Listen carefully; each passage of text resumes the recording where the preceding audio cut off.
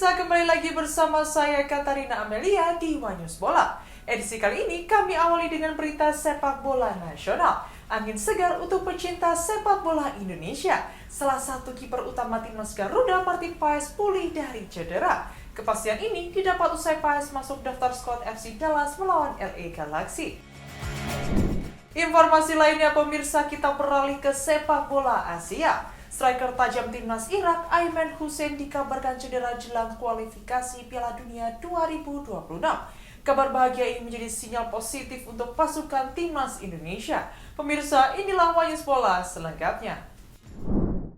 Timnas Indonesia bersiap menjalani partai hidup mati di putaran keempat kualifikasi Piala Dunia 2026 pada Oktober mendatang. Gelandang Eleanor Rangers tetap optimis dan mengungkapkan dirinya memiliki perasaan baik untuk membawa Indonesia melangkah lebih jauh menuju Piala Dunia.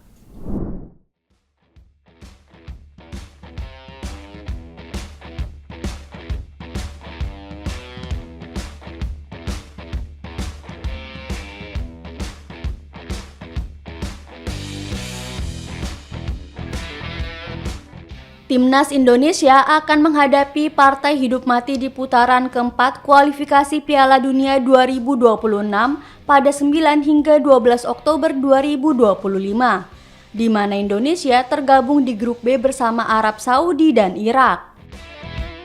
Hal itu membuat Timnas Indonesia akan menghadapi tantangan berat, termasuk mepetnya jadwal pertandingan.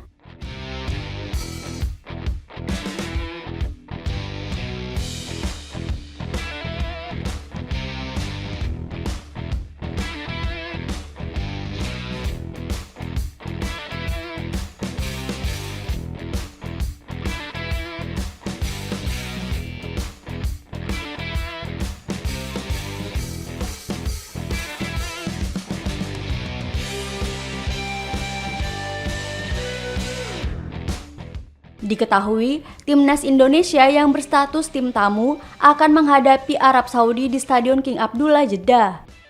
Eliano menilai laga kontra Arab Saudi tidak akan mudah. Eliano melihat Timnas Arab dan Irak merupakan tim yang bagus, namun Timnas Indonesia juga bagus.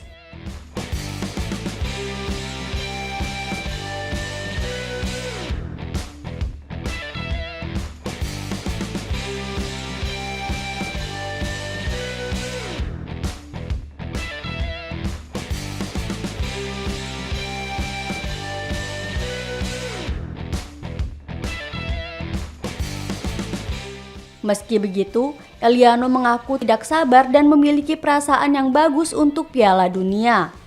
Eliano mengungkapkan, saat ini dirinya masih fokus dengan Persib, setelah itu akan berfokus ke tim nasional.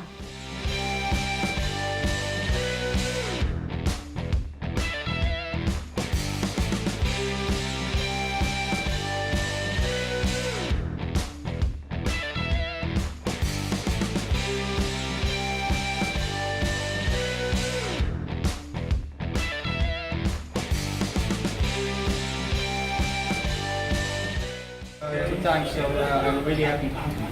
And it's not about a match, but it's rather than it's about Timnas Indonesia. So how do you see the chances for our team in the fourth round? I think we have chance. We stick together, and players team we can win. And for players from Persib Bandung, how do you feel with that with that amount of players coming from Persib Bandung? How do you feel the chemistry with your teammates as well? I think it's good. We have 4 players. We're going to the team now, and of course the chemistry will be strong. So I hope we get minutes. Do you have anything to say to the Garuda fans ahead of the qualifiers? Support us, we need you guys, and let's go to the World Cup. Thank you. Terima kasih. Sukses. Thank you, Alan.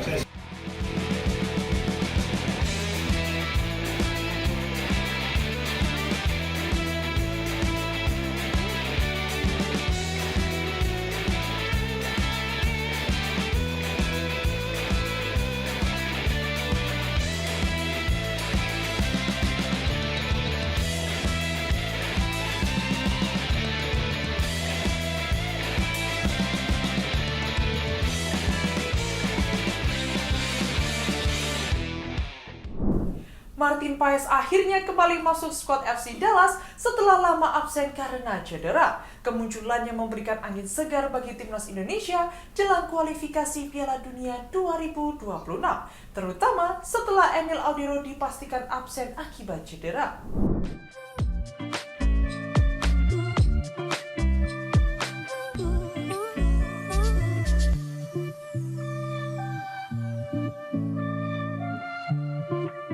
Kabar baik datang dari Amerika Serikat. Kiper keturunan Indonesia Martin Paes akhirnya kembali masuk skuad FC Dallas setelah sempat absen cukup lama akibat cedera paha. Paes tercatat masuk dalam daftar pemain FC Dallas saat menghadapi LA Galaxy di lanjutan kompetisi Major League Soccer atau MLS pada Sabtu 4 Oktober waktu setempat. Meski belum tampil sebagai starter, kehadirannya di bangku cadangan menjadi sinyal positif bahwa kondisi fisiknya mulai pulih.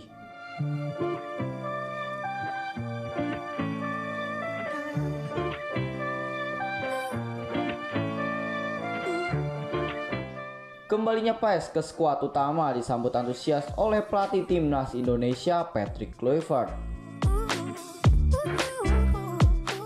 Dalam wawancaranya, Kluivert menyebut kehadiran Paes menjadi kabar gembira semenjelang dua laga penting kualifikasi Piala Dunia 2026 melawan Arab Saudi dan Irak. Setelah pertandingan MLS tersebut, Martin Paes dijadwalkan langsung bertolak menuju Arab Saudi dengan penerbangan selama 20 jam untuk bergabung bersama skuad Garuda.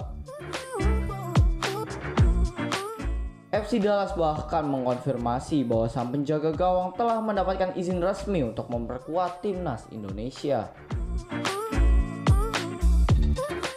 Kondisi Paes yang mulai bugar memberikan harapan besar bagi Indonesia.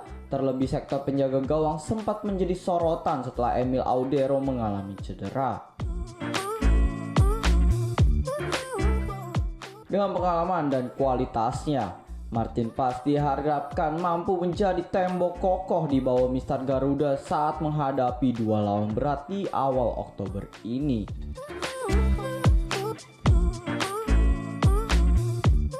Kembalinya Paes tak hanya menambah kekuatan timnas, tetapi juga menjadi sinyal positif bahwa para pemain diaspora semakin berkomitmen untuk membawa nama Indonesia bersinar di panggung dunia.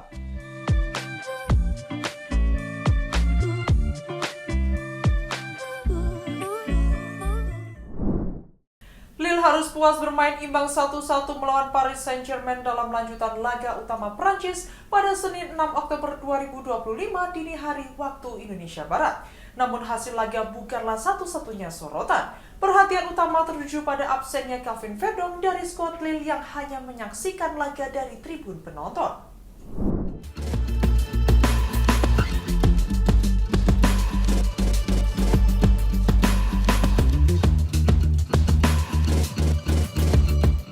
Pertandingan sengit antara Lille dan Paris Saint-Germain atau PSG di lanjutan Liga Utama Prancis berakhir imbang 1-1 di Decathlon Arena pada Senin 6 Oktober 2025 dini hari waktu Indonesia Barat.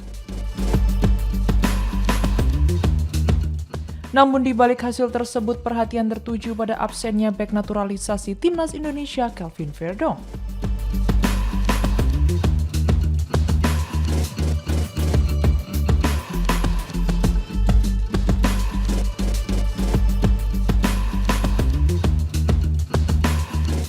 Verdong tidak masuk dalam daftar pemain Lille meski sebelumnya tampil sebagai starter saat menghadapi AS Roma di Liga Eropa.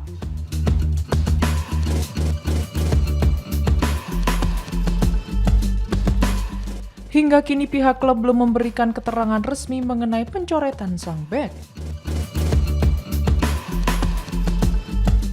Dari unggahan media sosial pribadinya, Verdong terlihat menyaksikan pertandingan dari tribun stadion. Laga sendiri berlangsung dengan tempo tinggi sejak awal.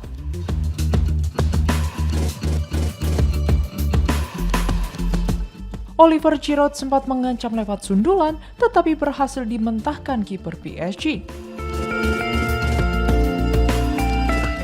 Tim tamu membalas lewat aksi individu Bradley Barcola menjelang akhir babak pertama, namun skor tetap 0-0 hingga turun minum.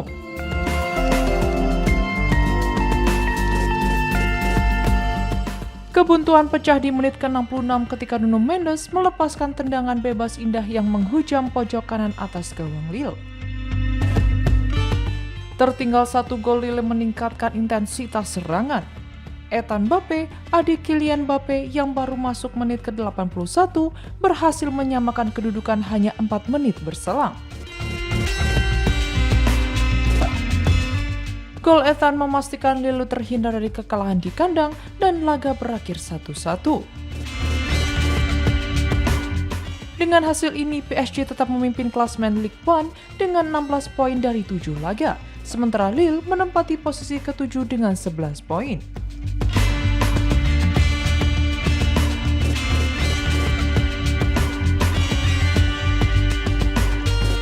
Usai pertandingan, Verdong dijadwalkan segera terbang ke Jeddah untuk bergabung bersama timnas Indonesia.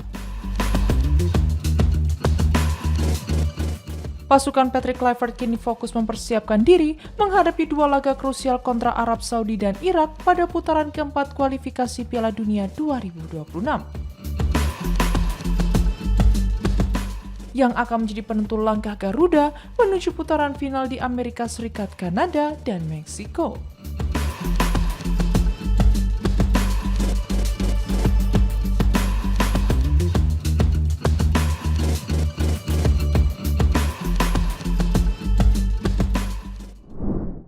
Sinyal positif untuk pasukan Patrick Kluivert. Bomber tajam timnas Irak, Ayman Hussein, disebut mengalami cedera jelang duel penting melawan timnas Indonesia dan Arab Saudi di kualifikasi Piala Dunia 2026. Penyerang 29 tahun itu dikabarkan mengalami masalah otot saat memperkuat klubnya.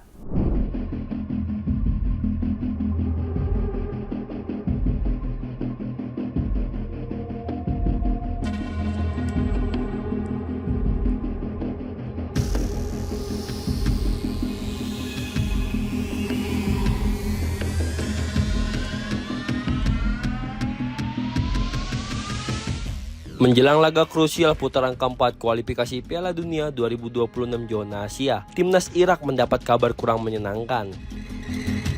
Penyerang andalan mereka, Ayman Hussein, dilaporkan mengalami cedera saat membela klubnya Al-Karma di Liga Irak. Irak sendiri tergabung di grup B bersama timnas Indonesia dan Arab Saudi. Dilansir dari media Arab Saudi, Ariyadiyah, Ayman Hussein mengalami cedera otot. Cedera ini tentu menjadi pukulan berat bagi Irak, mengingat Ayman Hussein merupakan salah satu pilar utama singa Mesopotamia. Striker berusia 29 tahun tersebut dikenal tajam sejak kelompok usia muda dan kini telah menjadi andalan di level senior. Sejauh ini, Ayman telah mencatatkan 32 gol dari 85 penampilan bersama timnas Irak, serta 11 gol dari 14 laga di level U23. Menariknya, nama Ayman Hussein cukup familiar bagi publik tanah air. Dalam 2 pertemuan terakhir melawan timnas Indonesia di Piala Asia 2023 dan putaran kedua kualifikasi Piala Dunia 2026, sang pemain selalu berhasil mencetak gol. Karena itu, cedera yang dialaminya dianggap sebagai kerugian besar bagi Irak. Namun sekaligus bisa menjadi angin segar bagi tim merah putih yang berpeluang menghadapi Irak tanpa kehadiran bomber berbahaya tersebut.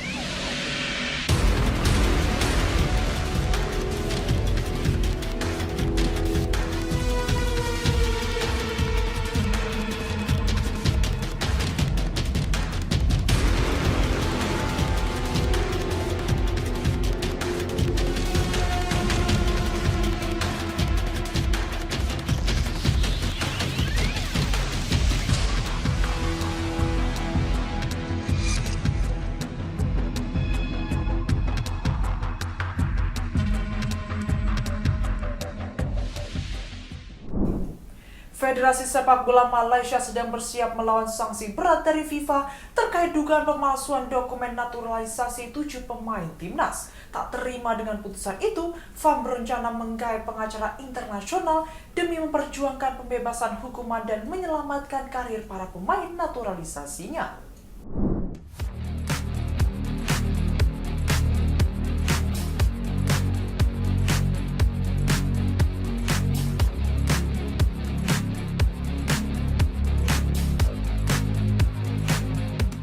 Federasi Sepak Bola Malaysia atau FAM akan mengambil langkah lanjutan menyusul sanksi berat yang dijatuhkan oleh FIFA terkait dugaan pemalsuan dokumen naturalisasi 7 pemain timnas Malaysia. FIFA sebelumnya menyatakan bahwa ketujuh pemain naturalisasi tersebut terbukti menggunakan dokumen ilegal. Akibatnya, mereka dijatuhi hukuman larangan beraktivitas di dunia sepak bola selama 12 bulan dan denda finansial yang cukup besar. Selain itu, FAM juga dikenai sanksi denda sebesar 7,3 miliar rupiah setelah dinilai melanggar pasal 22 Kode Disiplin FIFA terkait keabsahan dokumen pemain. Hukuman tersebut menjadi pukulan berat bagi federasi dan para pemain yang kini tidak dapat membela klub maupun timnas untuk sementara waktu. FIFA memberikan tenggat waktu tertentu bagi FAM untuk mengajukan pembelaan resmi atas keputusan tersebut. Menanggapi situasi ini, FAM dikabarkan tidak tinggal diam. Berdasarkan laporan media Malaysia, FAM berencana melibatkan pengacara hukum internasional berpengalaman untuk menyiapkan langkah hukum dan pembelaan di hadapan FIFA.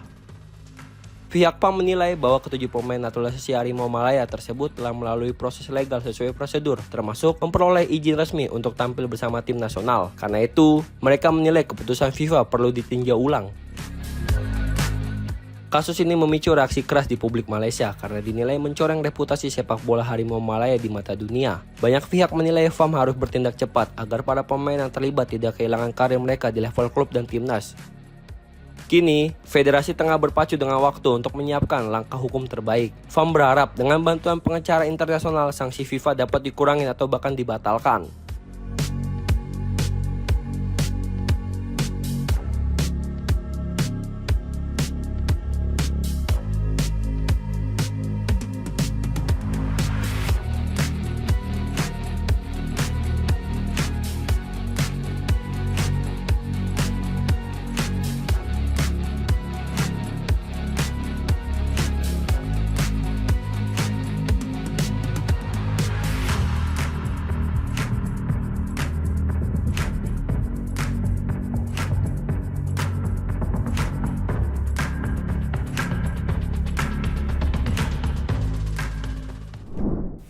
Presiden FIFA Gianni Infantino baru saja melakukan pertemuan dengan Presiden Asosiasi Sepak Bola Palestina, Jibril Rajoub. Usai pertemuan tersebut, FIFA menegaskan bahwa pihaknya tidak dapat menjatuhkan sanksi terhadap Israel meski mendapat tekanan internasional.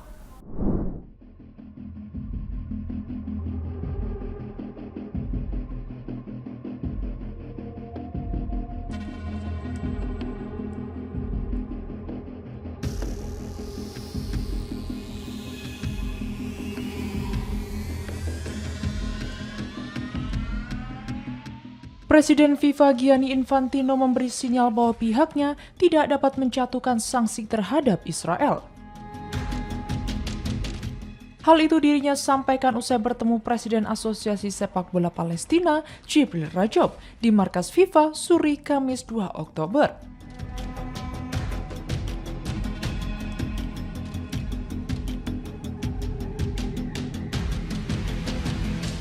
FIFA mendapat tekanan dari berbagai pihak agar menghukum Israel atas dugaan genosida di Gaza dalam 2 tahun terakhir.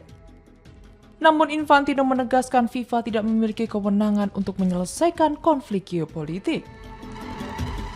Menariknya, Infantino tidak secara langsung menyebut nama Israel dalam pernyataannya.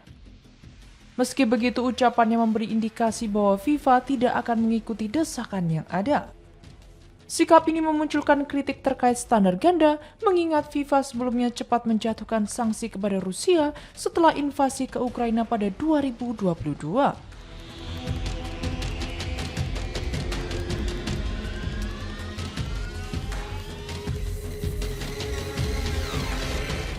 Sementara itu dalam unggahan di Instagram, Infantino menegaskan kembali posisi FIFA terkait desakan sanksi terhadap Israel saat pertemuannya dengan Rajo.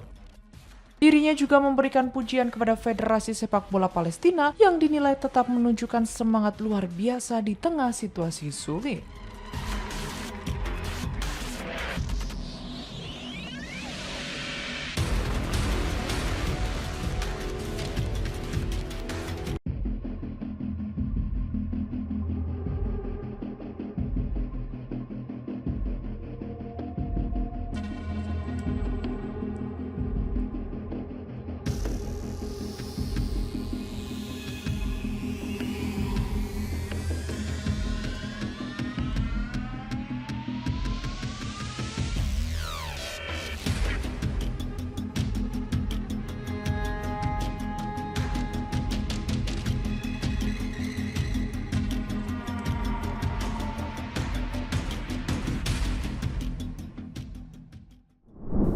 Demikian informasi yang dapat kami sampaikan pemirsa. Terima kasih telah bergabung bersama kami. Saya Katarina Amelia dan seluruh tim yang bertugas mengucapkan sampai jumpa di One News Bola berikutnya. Setiap hari pukul 9 malam hanya di kanal YouTube TV One News.com.